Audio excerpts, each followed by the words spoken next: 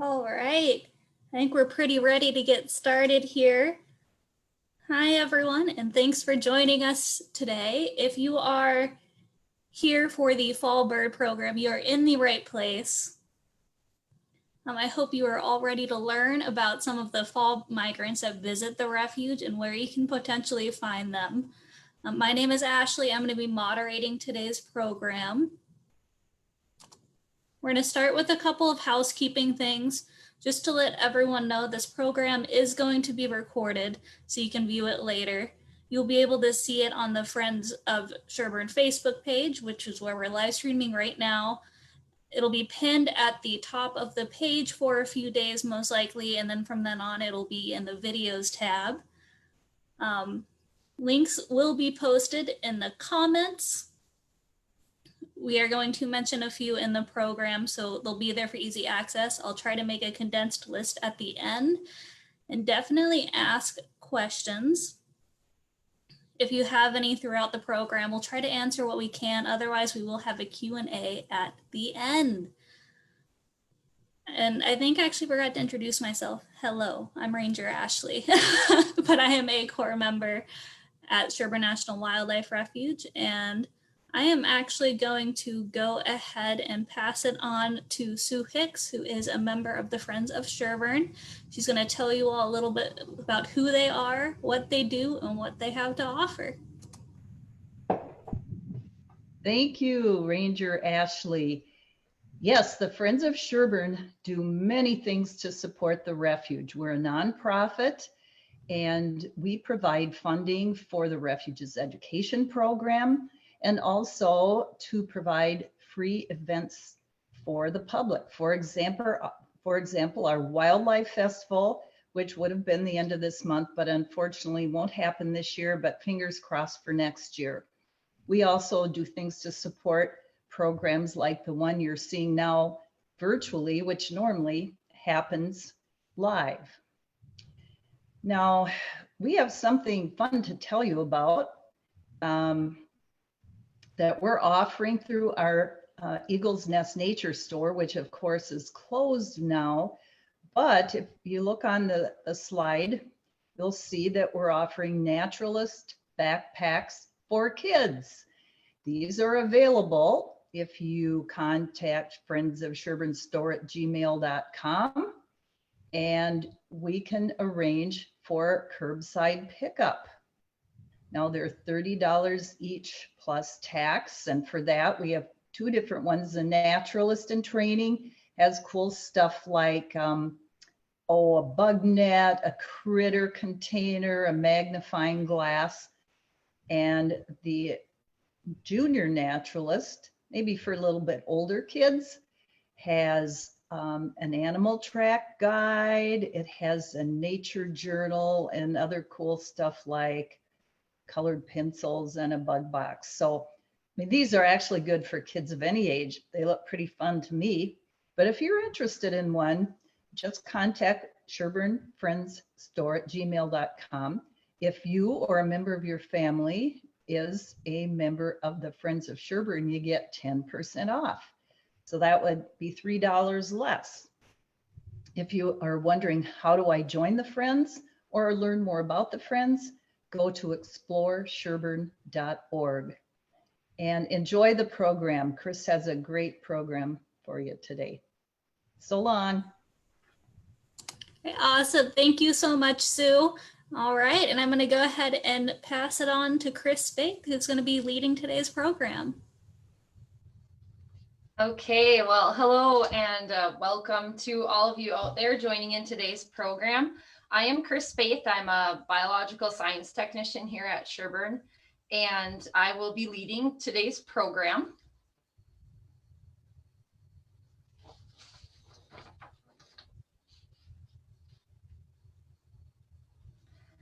So many of you are most likely familiar with Sherburne National Wildlife Refuge, but here's a little background information for everyone. Sherburne was established in 1965 after local conservationists and sportsmen became interested in seeking out ways to preserve and restore the St. Francis River Basin. So the land that was actually on the refuge now was purchased with money from duck stamp dollars, something that many of you might be familiar with.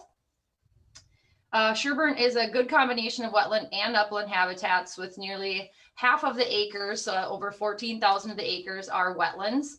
And that ranges from wet meadows to permanently flooded mixed emergent marshes. Upland habitats range from prairie openings to oak savanna and also oak forest. We have a small area of big woods too up in the northeast portion of the refuge. So all these habitat types are well represented across the refuge and super easy for visitors to access.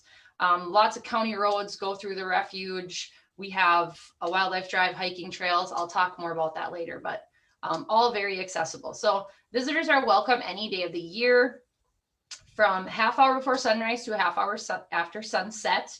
And a full list of refuge regulations can be seen in our brochure.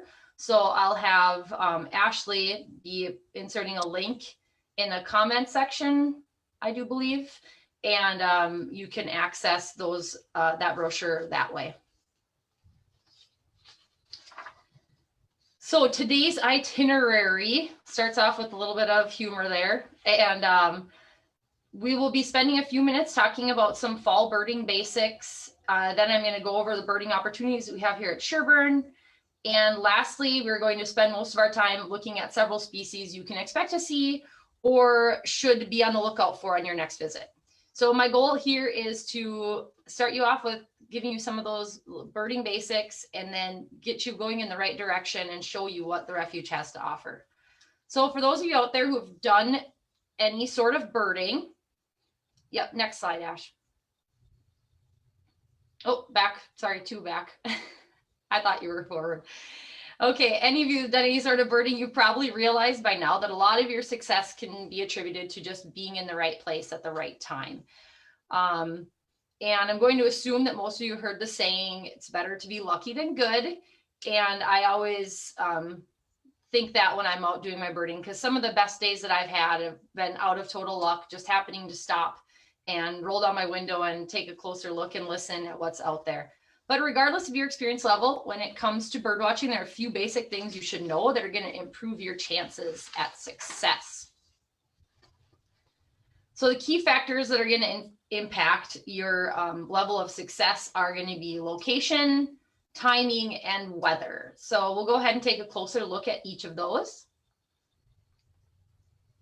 Location, so the right place is super important. Rule number one is finding a location that will have birds. It goes without saying that there are only a limited number of species that you're going to encounter if you're bird watching in town. So if you want to see several species or several different groups of species, I would suggest that you get out somewhere, someplace that offers a variety of habitats. So I've listed here a few places, and these are areas that typically have ample suitable habitats. So they're not that you can't see birds in 5 to 10 acre little wooded areas or parks, but the larger the piece of land that you're going to, the better your chances are at seeing more species. So this is where I kind of do my plug for the refuge. We have a lot of acres, a lot of space out here, and considering our location on the landscape, there's a lot of urbanization around us, lots of cities, there's lots of agriculture. Having a piece of land that's preserved for wildlife really sets us apart from stuff that you're going to find around here. So one thing that we offer that we all learned about in school, birds need, not just birds, sorry, all sorts of critters need a lot of basic things to be able to survive. So they need food, they need water, shelter, and space. Space is that big one that we offer. When you get out to your selected area, then I would encourage you to look at a smaller scale at some of those specific habitats. Wetlands, forests, savannas. Again, it kind of goes without saying, if you want to see waterfowl, I would encourage you to find wetlands. If you want to see songbirds, you would find forests. So, or shrubby areas, savannas, grasslands. So make sure you're in the right habitat. And what else I got here? Okay, so even though I was previously plugging, making sure you go to places that have lots of land. I'm realistic. You don't always have the opportunity to go somewhere where there's a big chunk of land. So don't forget about your backyard. Don't forget about your city parks that you have. These are city lagoons even. They're great places to do some, a generic term, backyard birding. You can have a lot of success right in your own backyard. Putting out bird feeders is a great way to attract birds. My kids are ages 1, 5, and 7. And they love watching birds in our backyard. It's a great way to get young people involved in something that can really draw interest throughout your lifetime. So I think I wrote up a quick list last night, and I had close to I think I had 49 or something species that I could think of birds that I had just seen in my backyard. So if you're looking, there's stuff there. Take a closer look at what your yard might have to offer.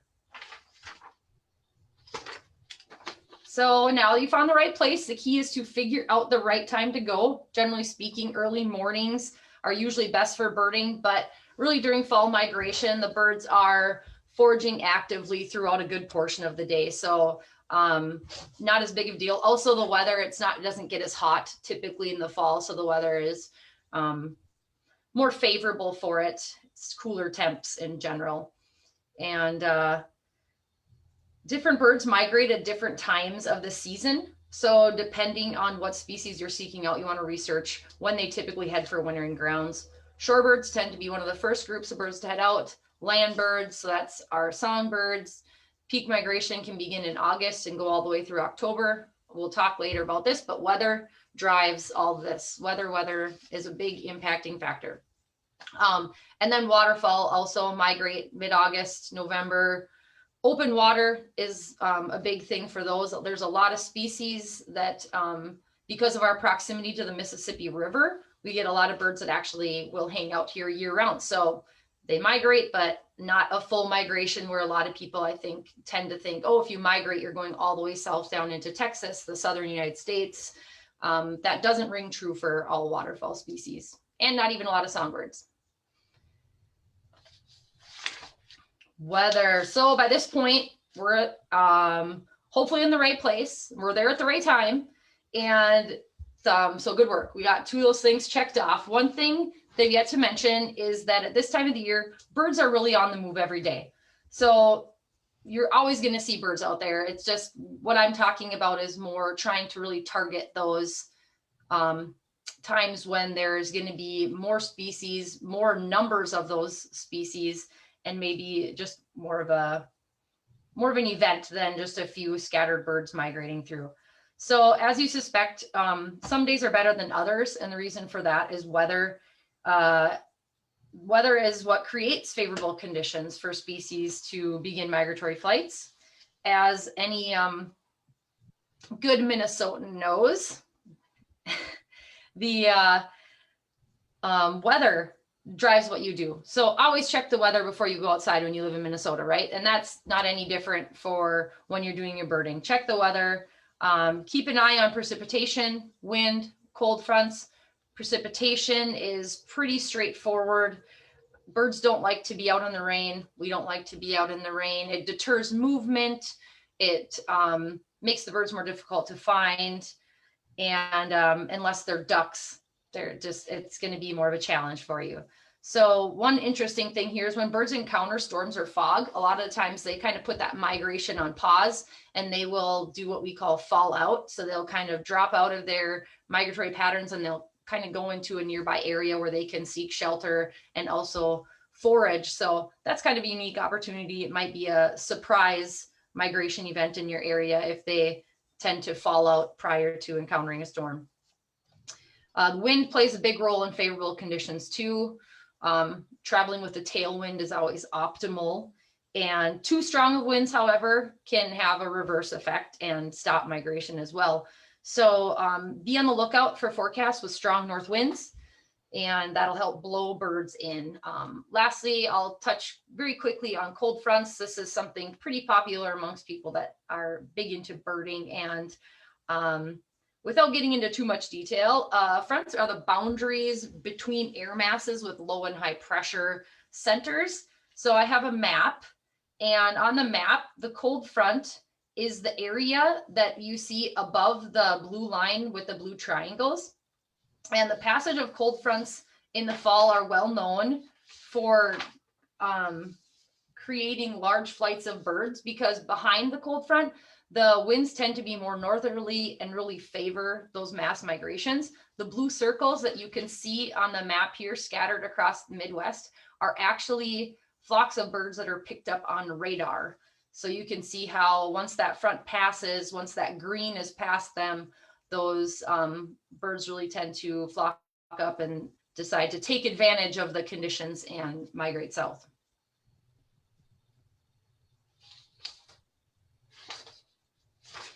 Okay, so I hope that was not too much information for all of you. I promise upcoming slides are going to be mostly pictures, very few words. And from here on out, the program is really going to be tailored to birding here at Sherburne. Our refuge bird list has 238 recorded bird species, with about 120 of them being breeding bird species that nest and raise their young here. There's also an additional 30 casual bird species listed on our bird list. Ashley, if you can go ahead and put that link to our bird list in the comments for folks. We also have bird lists for younger kids as well. So something that has pictures and is a little more kid friendly. Let's see. From September 1st to February 28th, the refuge is out of sanctuary. So this means that a majority of the refuge is open to bike traffic, foot traffic, and we permit people to access our refuge roads, our service roads. So it's a great opportunity for you to get out and see some of those areas that you couldn't normally see during the rest of the season. I encourage you to report your sightings on iNaturalist and eBird.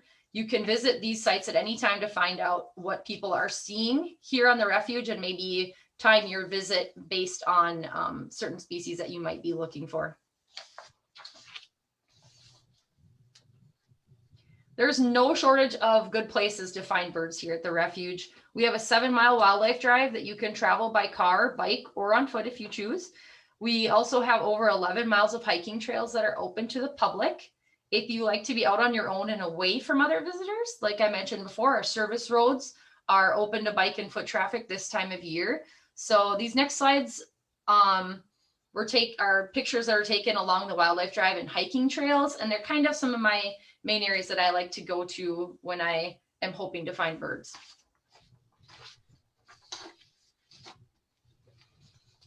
So when you enter the wildlife drive, the first area you might want to stop out at is our Baroque welcome station, recently renovated, pretty cool stuff out there now. We have some benches, there's picnic tables, bathrooms, information kiosk, all compliments and due to a lot of hard work from our friends group.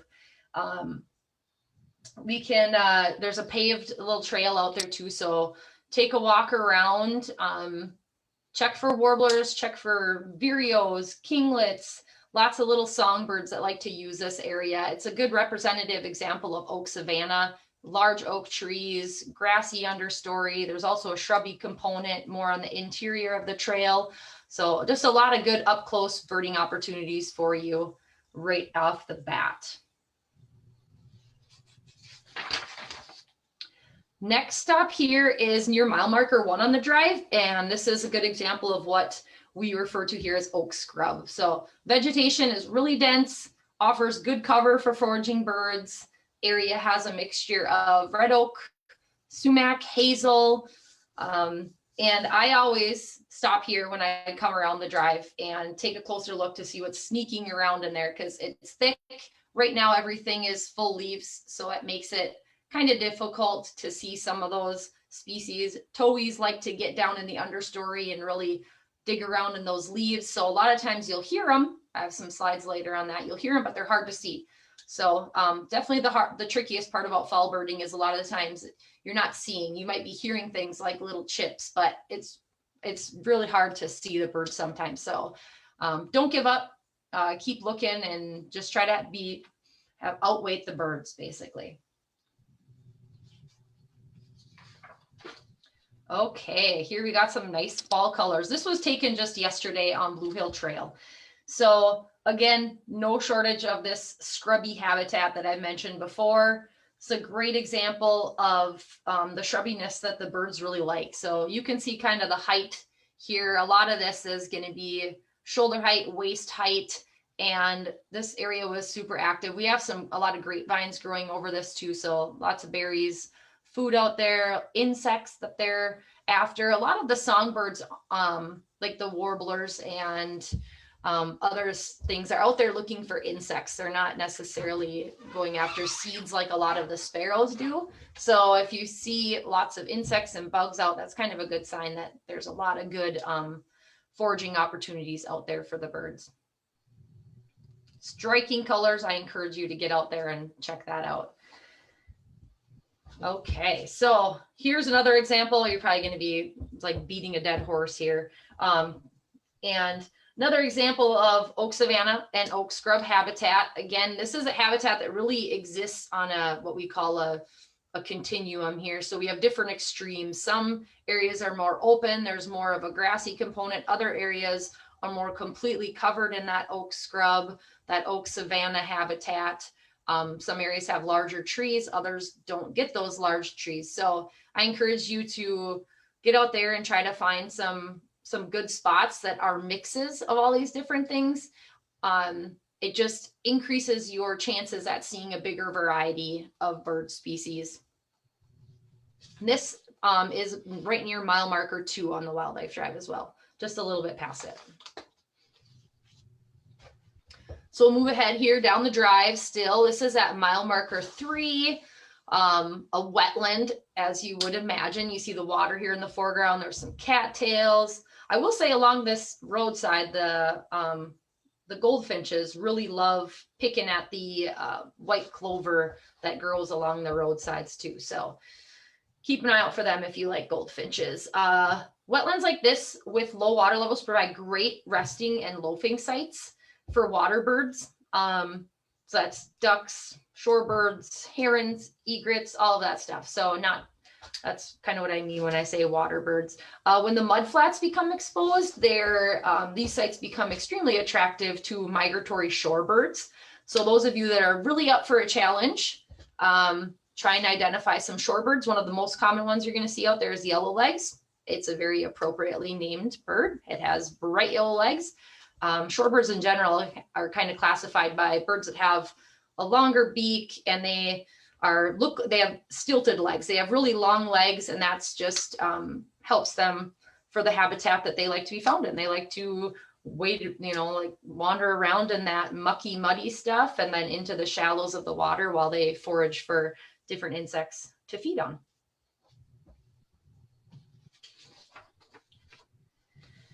A shot here of Schoolhouse Pool on the northwest side of the drive. So as you're driving north, it's going to be on your right-hand side.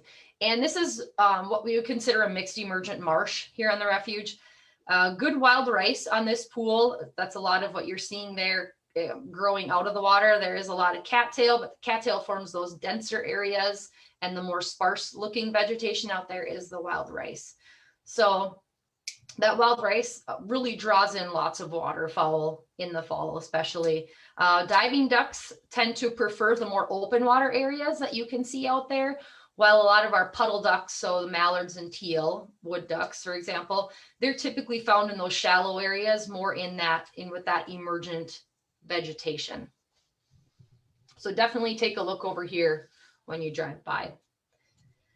And flip my sheet over here. So Nelson Pool, this, I always joke that we should change the name of this, and it's not just me. I know there's a lot of visitors that say that too, but we should change the name of this pool to Swan Pool. So if you are looking for trumpeter swans, this is your spot. Swans are several places on the refuge, but this spot in particular is a sure thing. Year round, you will find swans here. I shouldn't say that, not year round, not in the middle of winter. Not going to find them here. This does freeze over.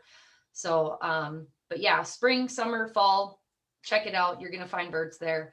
Don't confuse the swans with the pelicans, another large white bird that's out there. Pelicans come through usually mid-August through mid-September, we get migratory pelicans at the refuge. They're pretty fun to watch swimming around out there, fishing, scooping up bullheads and all the other little smaller fish we have to offer.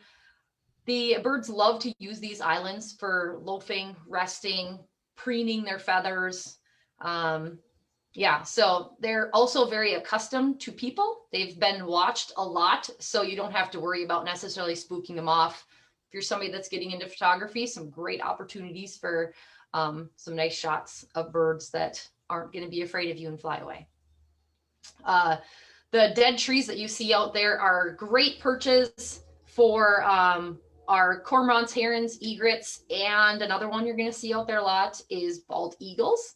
We do have over 15 nesting pairs here on the refuge, so you could expect to see both juvenile and adult birds. And I won't limit it as far as raptors go to just eagles. I have seen sharp-shinned hawks using these trees as well. I know I had a visitor that sent me a picture of a peregrine falcon, something that's not as common out here. But again, take a closer look at spots like that during the fall, during migration. Anything's really possible to be seen out there. There always could be a stray passing through. So that's the exciting part of it all. Moving through here, I promise it's just a couple left habitat here. So snapshot of the understory at the Woodland Trail on the very north end of the wildlife drive. Here there is a half-mile hiking trail that goes through the woods. You can get out, get some good opportunities, get what we call warbler neck when you're sitting there with your binoculars, tipping your head back, looking up at the sky and into the branches, trying to see these birds as they move around. It's a very popular location for the warblers in the spring. I don't do a lot of birding here in the fall, but I'm going to assume that there are several species that still utilize this area. And although they're not migratory, I also almost always hear or see pileated woodpeckers using this area, downy woodpeckers, hairy woodpeckers. I've never seen red-headed woodpeckers in here, but it is popular amongst that group of birds as well. And look at this. Okay, so we don't see any open water, but this is a wetland, my friends. This, you can't see the water because there is a bumper crop of wild rice out here this year. This is Stickney Pool, become a puddle duck hop spot really over the last couple of years due to the big wild rice crop. So I encourage you to slow down when you come by here, wait for a while. If you hang out long enough, you're bound to see some ducks get spooked up by something. Your chances for seeing birds here improve later on in the year as waterfowl migration peaks, and I'll give you some dates for that upcoming here. But it's a great chance to identify birds on the wing. So you're not gonna be able to observe them sitting in this area because the vegetation is too thick, but great opportunities for seeing them up in the sky. Good luck. Okay. Drum roll. Here we go. The moment we've all waited for. You finally are getting to see birds on your bird program. And I will try my best to give you a little bit of information, but not too much information. We don't want to overwhelm anybody. I want to show a variety of birds here, really highlighting some of the things you can expect to see. So if I could, I would go over more species, but we all know we're on time limit here. And yeah, let's see, main groups. I'll be touching on, a handful of main groups and then highlighting a few of residents that we have here too. So we do have birds that I think are pretty cool that are here for non-migratory reasons as well. So let's go ahead and get started, Ashley. All right. First up, everybody know what these are? Anybody know what these are? Anybody know what they're easily confused with? Here we got some ringneck ducks, also known by many, a hunter, as ringbills. And these are considered a diving duck. And they are obviously part of a group of birds called waterfowl. So this is a favorite group of mine. And when I say waterfowl, I'm referring to ducks, geese, and swans. I know there are lots of people out there who maybe don't find waterfowl migration to be the most exciting. They prefer to chase around the little songbirds, a little flashier, maybe more of a challenge. But the part that intrigues me the most about waterfowl during migration is just the magnitude, and I also love kind of the Where's Waldo aspect of it all. So finding that duck that doesn't look like the others is always kind of cool and fun. So I encourage you to have an open mind to enjoying the waterfall migration as well. So right now, just a quick little update. Numbers are beginning to build here at the refuge as some of those first migrants begin to show up. I've seen a lot of green-winged teal flocks moving in, not a lot of much else, mixed in with some pintails and shovelers, the common birds we tend to see here. So refuge peak numbers for the last 5 years have been close to the middle of October. So we're still about a month away from peak. And that peak last year was over 30,000 waterfowl. So that includes ducks, geese, and swans. And that was a little bit lower the previous couple years. So last year was kind of the 5-year high that we had, but we have a great wild rice crop again this year. So I really anticipate having another great waterfowl migration. So the ringneck ducks, you're going to see in good numbers. Best place to see them on the Wildlife Drive is Schoolhouse Pool and Bergerson Pools. So check out the brochure that has maps of the Wildlife Drive, and you'll see where some of these pools are that I'm referring to in case you're feeling a little bit lost there at home. Check out that brochure and you can orient yourself. So peak number for ringneck ducks last year was right around 10,000. So that's pretty cool. Go ahead to the next one, Ashley.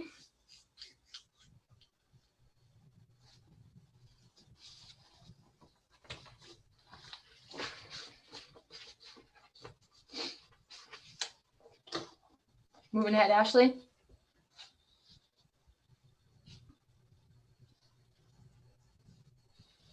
Hey, there it is. Okay, so what you see here is called a raft, and that's just a large group of ducks that are kind of out floating in mass, commonly seen among diving ducks. When you see these large rafts, I think we'll probably go back to that picture of the raft there.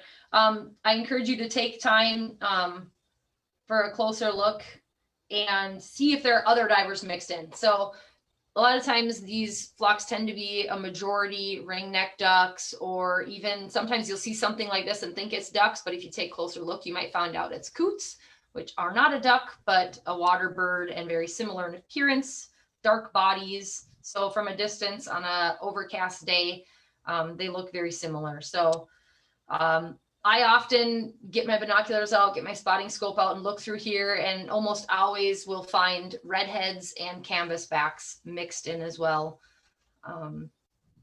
Again, September, October is when you're going to start seeing these large groups of birds and these large rafts beginning to form potentially in some of our wetland areas. Next up, we'll switch from diving ducks over to a slide of some mallards that are taking flight. So mallards are we waiting here? Okay. So mallards are our most common puddle duck that's seen during migration.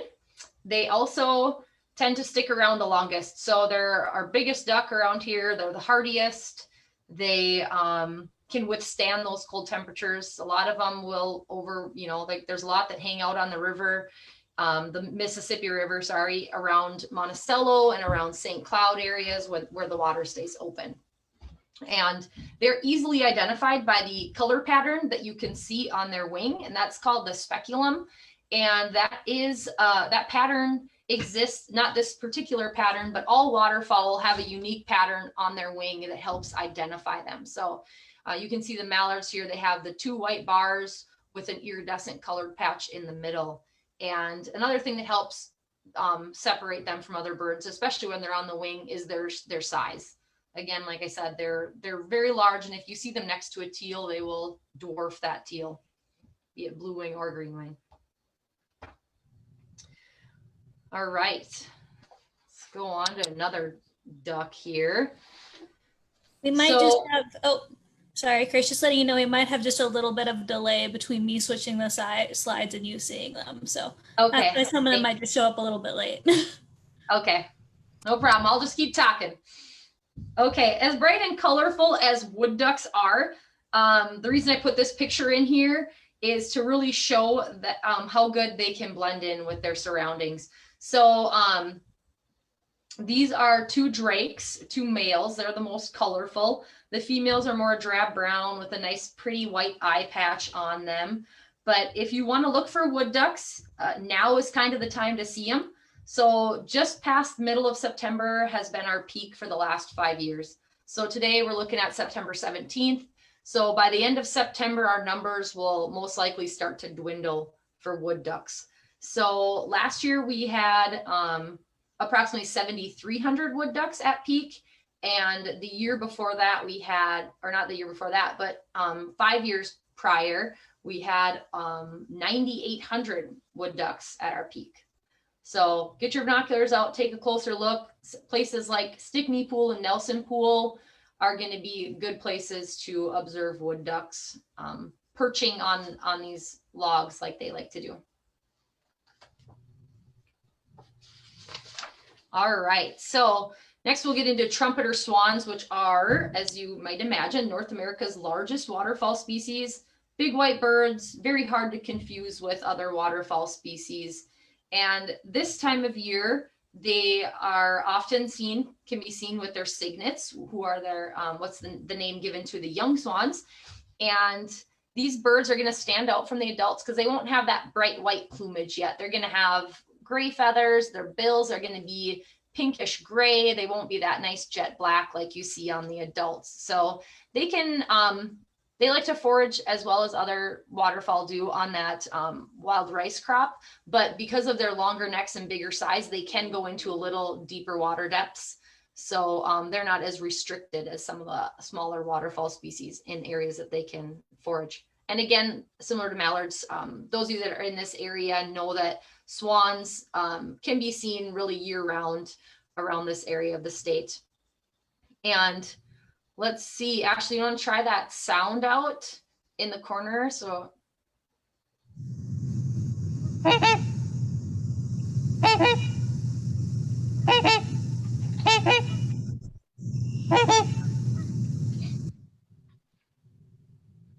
Okay, so there you go. Their name is based on the sound that they make from their call. So listen for that. The more there are, it's quite the cacophonous noise when they really start chiming in together. Okay. Next up, I'm going to have a few slides of some various waterfowl species here that you might see. Pintails are one of my favorite ducks. They are so cute, elegant looking. They have a nice black bill that if they don't have that nice plumage on them, you can really look at that short little black bill, and that helps to identify them. They also have longer tails than a lot of other waterfowl species. And next up, we have a diving duck here. So I mentioned redheads earlier, and here's an image of a redhead drake and a female. So this time of year, you see a lot of different phases of plumage because birds are coming out of molt and they're getting in their feathers. They won't, this picture was most likely taken in the spring, but these birds, again, divers, they tend to sit a little bit lower in the water, and that redhead really makes them stand out. But another really neat bird. Okay, green-winged teal, one of our first migrants to move in. We do have green-winged teal that nest here on the refuge, or they have been confirmed as nesting on the refuge, but not in high numbers. So I've been seeing flocks of close to 500 of them in some areas. So these are all non-local birds that are just on their way moving through. And here the female is in front, and you can see her speculum. So they have a nice green patch, hence their name, green-winged teal, that is on her secondary feathers as well, and has a little white trailing edge and then kind of a amberish color leading edge on that. They like, sorry, I should say, they're often, this time of year, they're really mixed in with a lot of the mallards. So if you see a smaller duck in with the mallards, a good assumption to make is that it's a green-winged teal. Lastly here for the ducks, we have a pair of blue-winged teal. They are very common throughout Minnesota, very common here at the Refuge, common nesting species. Highly identifiable, the drakes, by that white crescent on their face, the white patch on their rump area or their hip area. And then the females tend to be a little drab, brown looking duck.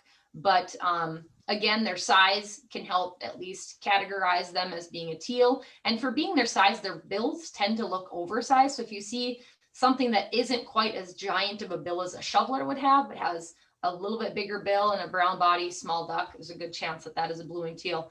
And if this bird was in flight, similar to the green-winged teal, what you'd see is a nice big patch of blue on their wing. Okay, so now let's get into some songbirds that you're likely to hear, not to hear, but to see at the Refuge during migration. And we'll start with warblers. So if you are a beginner to birding, I would suggest you start with a different group of birds to begin birding on. Fall warblers are tricky. They could be fun if you like a challenge, certainly, but they're tricky because generally they're quick movers. It's hard to get long looks at them sometimes. And in the fall, they're not singing. Their plumage is more drab. You have a mix of adults and juveniles. That all adds to complicating identification. So all hope is not lost. I would suggest grab a bird guide, familiarize yourself with different parts of birds. What is, the supercilium, which is the patch of feathers or the color line that goes above the eye on a bird, or the malar patch, which is kind of like the jaw line of a bird, the rump, the breast, the belly. All of these are terms that kind of refer to different parts on a bird, and a lot of bird books describe different color patterns or patches on them for helping identify. Wing bars is a big thing with warblers and with sparrows. So you can see the kind of faded, the white wing bars on these first two birds. The first two birds of which are yellow rumped warblers. So these are very appropriately named, which is always nice to see. The bird in the middle is a female, and the bird on the left is a breeding adult male. So come fall, a lot of the plumage tends to just be a little drabber, not as bright, not as flashy. But this bird in particular is one of our most numerous migratory warblers. Pretty easy to see out there. And when you see that little yellow rump flashing around, they're also called butterbutts, and appropriately so. Yeah, cute little guys. On the right side, we have a black and white warbler. Oh, let's see. Unlike most warblers, they don't have yellow plumage, so that alone kind of sets them apart from the rest. And another thing that, aside from their black and white streaking that stands out, that I like to think of is, if you've ever seen a nuthatch, how they move up and down trees and they kind of crawl and creep up and down. They're looking in the bark for insects. Well, black and white warblers have that same behavior. So if you see a little black and white bird and it's not a nuthatch and it's scooting up and down the tree and branches similar to what you have seen nuthatches do, this is probably your best bet for that species. So you won't see these ones so much foraging in leaves or on the ground. They really do like trees and branches. And I do see that species most years here. All right, 3 more species of warblers. As you'll see, they all share one color in common, and that would be yellow. It's a common theme throughout amongst warblers. So the 2 on the outside are wood warblers. The one in the middle is not considered to be a wood warbler. So the wood warblers tend to be in wooded areas. And the middle warbler is a common yellowthroat. Very common here throughout the breeding season. It's during when I do breeding bird surveys in the spring and early summer, that's probably the songbird that I encounter the most often, is a common yellowthroat. They're at nearly every one of my 50 stops and multiple individuals at those stops. So very abundant. Look in cattails, listen for them. The females are just kind of a drab yellow, brownish yellow color to them, and can be difficult to identify and just difficult in general to see. The 2 warblers on the outside are, the one on the left is a pine warbler. So one thing that you can kind of get a peek at here is they have a broken eye ring that helps to identify them and differentiate them from some of the other warblers. And the bird on the far right is a Wilson's warbler. And this picture was taken in the spring. So that plumage is probably not the most indicative of what you're going to see this time of year, but they do have a little black cap on the males that is a highly identifiable characteristic. And you can see both the pine warbler, they say, is really the only warbler that likes to actively eat seeds. So the others tend to forage on and look for insects, but you can find the pine warblers. They do like pine forest, pine habitat, hence their name. But this time of year on migration, moving through, it's not uncommon to see them out in our savanna areas as well. Sparrows, what do most people refer to this group as? Little brown birds. That's what most of my coworkers refer to them as, at least. So sparrows are a group of, tend to be seed-eating birds, and various sizes, all have a, typically brown plumage on them. Some of the things I like to look at when I'm trying to differentiate birds, one tip that I'll give to you when you're out there looking for birds is, if you have eyes on the bird, look at the bird and observe that bird as long as you can. Watch its behaviors. Really look at the color patterns that it has, whether it has streaking on its breast, or a certain eye color, certain color by its eye, like you see on the sparrow on the left-hand side here. Look at for any particular wing colors, wing bars, if they have them. Don't immediately go to your field guide and try to start looking to figure out what kind of bird it is. Keep your binoculars on that bird as long as it presents itself and kind of study it. And then once that bird leaves, then try to go into your field guide and identify it that way. So I've done it the other way, where I've been like, oh, there's no way I'll forget what this looks like. And I grab my bird guide and I look, and pretty soon I've totally forgotten what that bird looked like, and the bird is gone now. So yeah, keep eyes on it as long as you can. Here we have, on the far left here, is a savanna sparrow, and you don't have to push that song because it is not the right song for that bird. I could not delete it off of there, so we'll get to some other sounds in just a little bit here. But the bird on the left is a savanna sparrow, common here in the fall. In the summer, they're breeding. They like to be along the roadsides, kind of eating seeds in the fall. So sparrows you're typically going to see on the ground, kind of out in open, exposed areas, especially along the wildlife drive. A lot of good birding opportunities there. Vesper sparrows are another common roadside species that you're going to see out there. In the middle, this is a little swamp sparrow that I found near Stickney Pool. It was actually in with a common yellow throat and in with a marsh wren as well. So they were all kind of hopping around in the cattails, being difficult. And I was lucky to get a picture of it. I don't know how it happened, honestly. Like, again, better to be lucky than good sometimes, like I said. So swamp sparrow. And then on the far right, this is a field sparrow. I just photographed this individual yesterday on Blue Hill Trail. One key characteristic I always think of with field sparrows is that pink bill. So that really sets them apart from a lot of the other sparrows. And they are super common here on the refuge as well. This one is perched on the top of some hazel. And the hazel is super colorful right now, and we have no shortage of it on the refuge. So yes, be ready, be prepared to only get quick glimpses, and try to observe as much as you can about that bird. And if you are a photographer, try to snap some pictures. Tail length is another big one to look at for sparrows. It helps differentiate long tail, short tail. Yes, so let's carry on here. Here we got a couple more sparrows.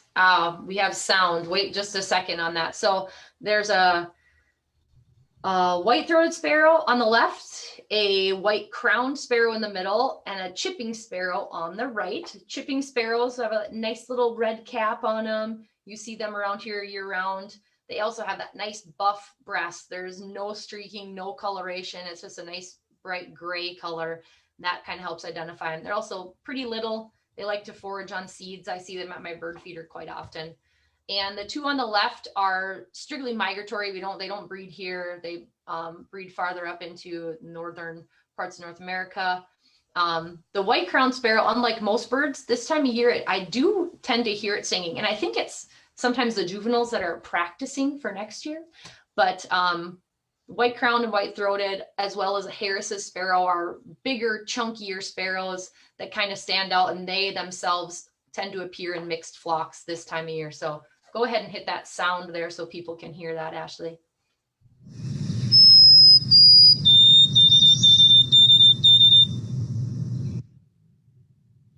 Isn't that beautiful?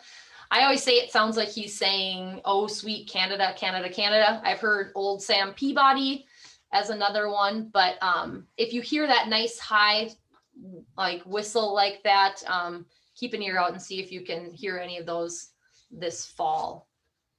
Okay, couple slides left. Wow, I'm not doing too bad for time here.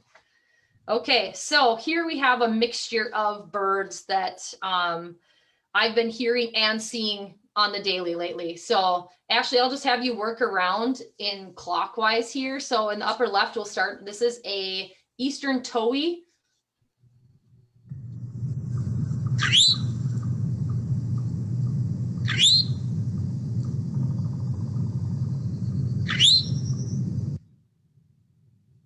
So I heard the sound all over. They did not see one towhee, but I heard tons of them. So sometimes you just have to be satisfied with hearing a bird sometimes and not seeing it, unfortunately. But they have a nice rusty color side there. And a lot of the individuals, if you do see them, this is a male that's black. A lot of the females will be more of a drab brown. Even the non-breedings, in their non-breeding plumage, that black isn't quite as vibrant. And in the center here, we have a catbird, has a nice little black cap on top of his head, gray overall, larger than our sparrows, similar, maybe a little bit smaller than a robin, but similar size. And these birds too are one that you will hear no problem, and you might even recognize the sound they make.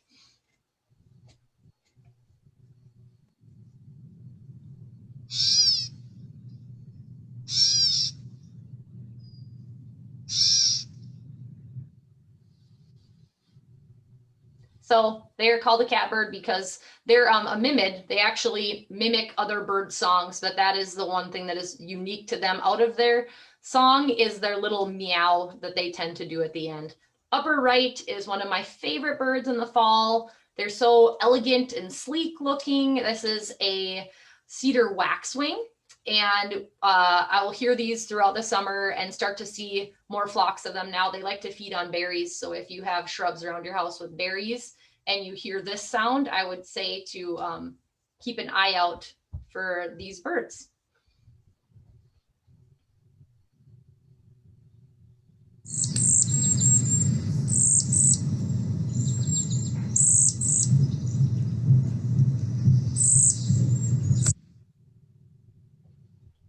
All right. Bottom left is a bird that probably a lot of you know. This is an American goldfinch. This time of year, their plumage tends to be more brown, but their white wing bars do stand out. Their orange bill that they have, and the pattern, the black and white pattern on their wings is still visible as well. This is one where you often hear their flight call. I have a tough time identifying them by their perched calls, but I can pick them out very easily when they're flying around. And another call that most of you have probably heard, but maybe never knew quite what it was.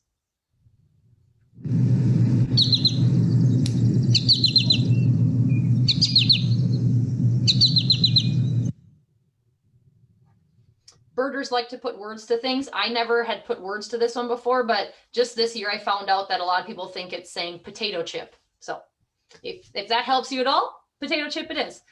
Okay, and then the last two pictures here on the bottom right are a juvenile and an adult bald eagle. So like I said, you're gonna see both of those on the Refuge. And we have a little sound clip here. So as big and majestic looking as an eagle is, a lot of times it's improperly given the scream of a red-tailed hawk in movies.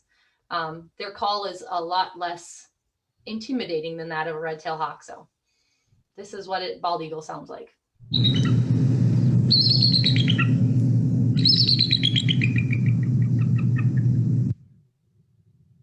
So any of you that are out and about in lake country in Minnesota, listen for that when you're out on the water, because there's a good chance that you've probably heard it. Okay. Next up, we have, in the upper left, I have a picture that has a phalarope and yellow legs, and then another phalarope. So the yellow legs in the middle is a shorebird, likes to be in those muddy areas, but the phalaropes kind of join it. Doesn't have quite as long legs as the yellow legs does, but another long-billed, long-legged bird that you're going to find in shallow waters in mud-flat areas. In the upper right, we have a great egret in white plumage and a great blue heron. Right now, we have quite a few great egrets across the refuge. They're kind of hanging out in some of our wetlands that have really low water levels and clear water right now. So they do fishing. They intermix with the great blue herons, and they are super jumpy. I have not had good success even parking my vehicle next to the road and looking at them. They fly away, so they do not want their picture taken. It is apparent. So good numbers of egrets here in the fall, usually the great egrets. There are other types, but typically we do see the great egrets here. The green heron in the bottom left does breed on the refuge, and it's common to see them perching on logs and branches overlooking shallow water. They hunt the similar prey as egrets and great blue herons. Frogs are a favorite, I know. So this picture is taken on Nelson Pool on the Wildlife Drive. So check out some of those logs for other species, look closely. And then in the bottom right is a northern harrier, also known as a marsh hawk. They like to fly low over wetlands, cattails in particular, while they hunt for rodents and such. And the females are this nice brown color, and males are a silvery gray, but both species have that bright white rump, which is that white area below the body, at the base of the body and above the tail feathers. So pretty common to see those circling around out here in the fall and in the summer for that matter. Okay, here we go. Last but not least, maybe something that you've been looking forward to. So I couldn't do a bird program here without mentioning sandhill cranes. So sandhill cranes are by far the most popular bird species among visitors here in the fall. Breeding cranes at the refuge look like the bird pictured in the upper left, with their feathers being stained from the rusty color. The rusty color comes from the iron in the soil that they rub onto their feathers. The migrant birds are more like that we see up in the right, and our birds, refuge birds, once they've molted, also appear more like these birds in the upper right with that gray plumage. And the middle picture on top is just a family. Can't see it that great, but the juveniles this time of year still stand out from the adults because they have not developed that patch of red skin on their head. So that is not feathers, that is skin that you see on the head of a crane there. But you won't see that in the juveniles. They still kind of have a tawny, light brown colored head that hasn't taken on that coloration yet. So aside from wetlands, they like to use uplands. So this family unit was found foraging in an area on the Wildlife Drive. So keep an eye out in the grasslands too. Don't look just in the wetlands for these birds. You're going to see them a lot in the grasslands, looking for insects and stuff to eat. So the picture on the bottom is from our large pool that most of our cranes stage on here at the refuge. So from North America has an eastern population of cranes and also has a central population. And the central are the birds that you've heard about from Nebraska, where they have like 400,000 birds. Well, the eastern population of birds is only around 75,000. But Sherburne is unique in that a huge portion of those birds actually stage here at the refuge during migration. So we get birds that migrate in from the north and even from the east and a little bit from the west, and they'll stage here and roost overnight on the refuge, and then they fly out in the morning at sunrise to go forage in agricultural fields after they've been harvested, or until those fields are harvested, they like to utilize a lot of the uplands we have in the surrounding area. So there's a little audio clip there, Ashley, if you want to play that. Listen closely. Oh,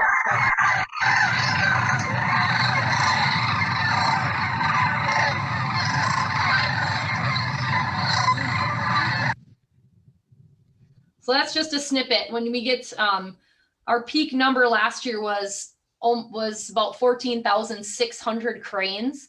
So a majority of those do roost on the same large pool, our St. Francis pool. So it is super loud out there, but such a cool experience to hear and to be able to see. So I encourage you to stay tuned in the future.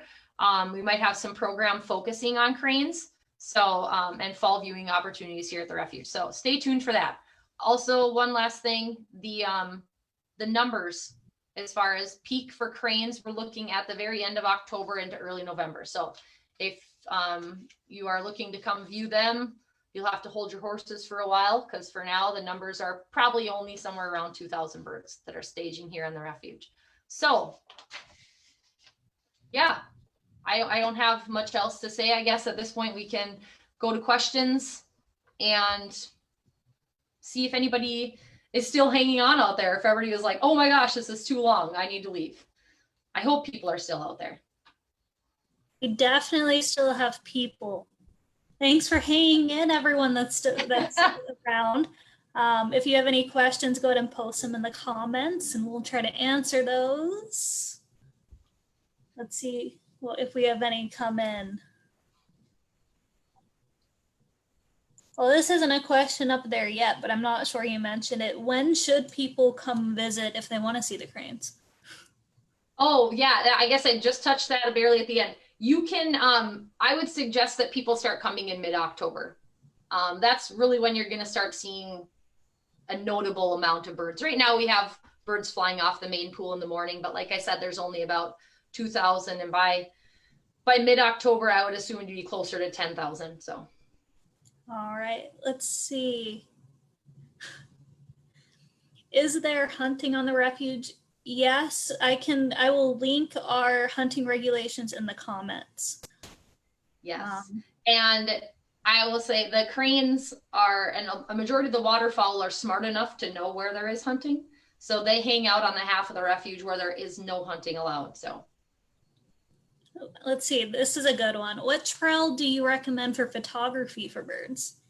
Which what? Which trail, like hiking trail, I believe. Ooh, trail. I would say, man,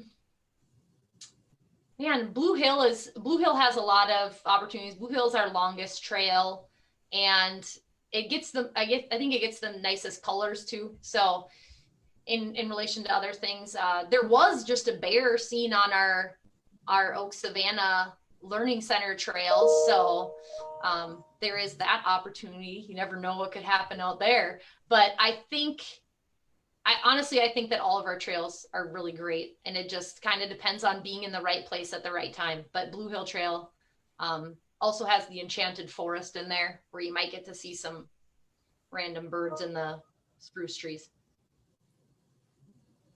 All right, let's see. What's the best time to see birds? Like time of day. Time? So we kind of talked timing before. Time of day. Mm-hmm. I would say this time of year, if it's a super cold morning, I mean, maybe that impacts my desire to go birding as well. But I tend to wait till it warms up just a little in the morning. And I still try to go early in the morning, even though I think the birds are active and foraging all day. If it's going to be a cool day, I would still try to go early in the morning, with the assumption that the birds were not foraging overnight. So they're going to be super active right away in the morning, and then they're going to be super active again at the end of the day, because they're going to want to forage potentially before they migrate again, because most birds do migrate at night, most of those songbirds. So they're going to want to forage and build up reserves for either overnight or for their migration. So early morning, late day. Everyone was definitely waiting on the questions. Here's just a fun comment. Someone observed flocks of flickers on Tuesday on Brand Road. Yes, that was one I was going to mention. It's not, it's similar to the woodpeckers, but look for those too, that nice bright white rump, and we have the yellow shafted here. I've never seen a red shafted, but the underside of their wings is that nice yellow color. Cool observation. How much time would you suggest to allow for the drive-through? I'm assuming they're talking about our wildlife drive. The wildlife drive. At least an hour. So it's a 7-mile wildlife drive, and it's 20-mile-an-hour speed limit. If you're somebody that wants to get out and hike, you know, assume that each trail is going to take, if you just hike it and don't really stop and observe along the way, the 2 trails that are along there are going to take you at least 10 to 15 minutes. If you have small children, like I do, allow yourself 2 hours, multiple. But no, it kind of depends on what your goal is. But for sure, driving, if you're driving 20 miles an hour around a 7-mile loop and you're assuming that you're stopping here and there, I would say an hour is pretty accurate. And you do have to take the whole loop. It is a one-way. You can't stop halfway, turn around and go back. Once you start, you have to finish the whole thing. So that's how we rope you in. See, where is St. Francis Pool? If you want to try to address that one. Yes, so St. Francis Pool is up in the northwest quarter of the refuge. On the map, it's west of our maintenance facilities and just a little bit south of there. So it is one of the first big pools that the St. Francis River enters. It's our biggest holding pool on the refuge. So we have the ability to manipulate water levels here with water control structures. So we have a big water control structure on St. Francis Pool, and that's where we tend to hold up most of our water that we can then help move around to different places. St. Francis Pool is, Ashley, St. Francis Pool is in an area that's typically closed to the public. So you cannot access that area in the public. If we are able to do crane tours in the fall, that is one positive of doing the crane tours, is that people get a behind the scenes, behind the gate pass, and that they get to go to a closed area. So unfortunately, you can't just hoof it back there yourself and go look at that pool. It is in a closed area. Do we ever see red-headed woodpeckers? Yes, I saw a pair this late summer, early fall, up Nico Road. So if you are familiar with that, Nico Road is one of our roads that kind of is in the eastern half of the refuge off of County Road 4. So County Road 4 runs from the city of Orac to the city of Zimmerman. So I was traveling north up that road. It's just a gravel service road that has a gate at it. And I found a pair of adults, and they were feeding a juvenile. So we have some old dead white pines that busted off in a tornado that crossed through there. And I think they must have been nesting in one of those trees. There was lots of different cavities there. And yeah, so I see them there. People see them a lot of times just outside of the refuge boundaries along County Road 42 and County Road 9. Blue Hill Trail has had nesting pairs in the past, so there's another good place to see them. We don't have high numbers of them, but we know we have nesting pairs out here. So, what is our easiest trail to walk, hiking wise? Easiest trail would probably be Monoman, just because it is fairly flat. I assume that's where the question is going. Yep.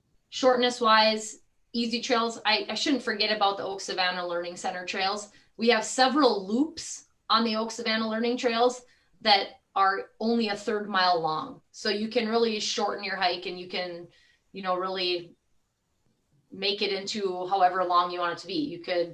That's a nice thing about all of our trails, is that we do have a loop system. So you don't have to hike the whole thing. You can cut halfway through. It's not like the wildlife drive, once you're on it, you're not stuck.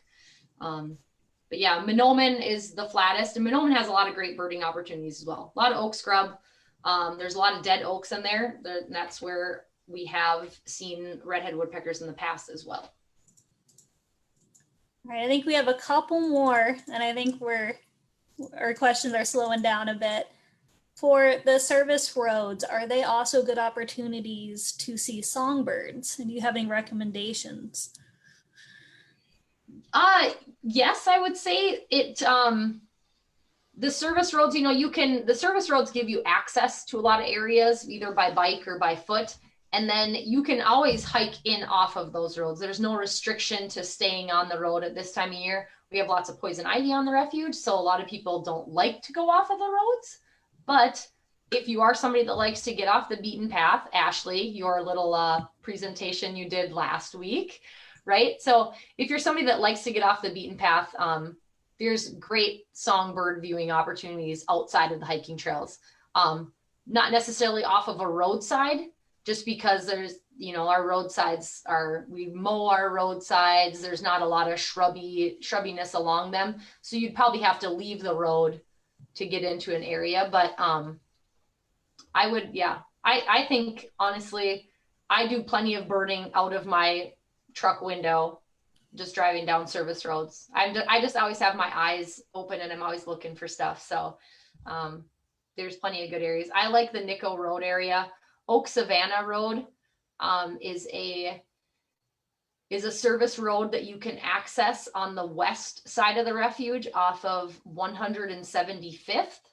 So 175th is a road, a gravel road that goes north off of County Road 16. So those of you that might have a map around, but if you, there's a hunter parking lot over there. So if you were to see our hunting brochure or our public use brochure, you'll see that parking lot west side off of 175th, and that goes through a nice Oak Savannah area. And that service road in particular is really wooded and covered, so great birding opportunities there, and you get a chance to see some really pretty Oak Savannah.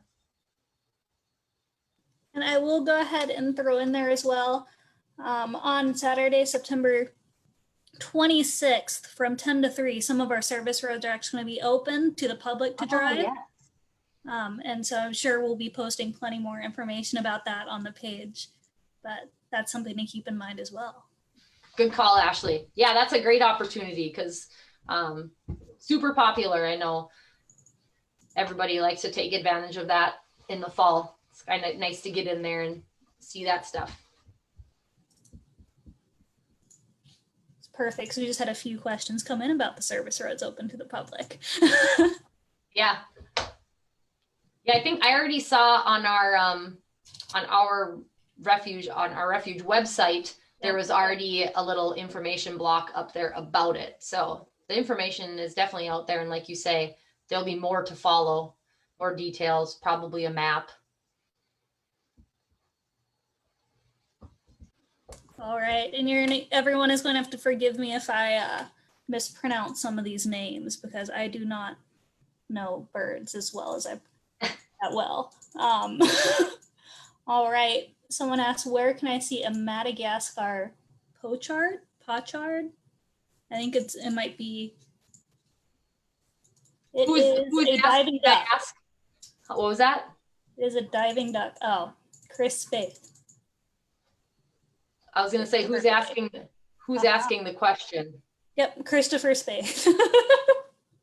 Oh, would be my husband, yep. Right? Pretty funny. Yep. I was like, somebody's going to have some smart aleck comment out there. Go figure. He was the first. Yeah. In a book. That's a good place to see it, in a book. All right. Someone asked what website. I will link all of our information for our public use and maps for more information. But I think we are good. Good. I don't think we have anything else. I think that's all of our questions. Awesome. Everyone says thank you. Thank you all for. You're welcome. Thanks for. Yeah. I put in a lot of time on this, so thank you for making it worth my while by attending. I appreciate it. And yeah, if you have questions, we have our refuge email, right? I don't know what our refuge email address is. Ashley knows that, but send your questions in. I know our office is closed, unfortunately, still because of COVID-19 restrictions and everything, but we do have a doorbell out front. So you always can ring the doorbell if you're out here and you have a question and you don't want to leave empty handed without an answer. So, yeah, come on out, visit, enjoy your time. And we'll be monitoring any more comments that come in for quite a bit on this post too, so you can always just ask questions there. But thank you so much for joining. Next Thursday, I believe we're planning for the same time slot, 10 a.m. We will have a fall wildflower presentation. So Yay. join in for that. But otherwise, have an absolutely wonderful day, everyone. Thank you. Have a great day. Goodbye.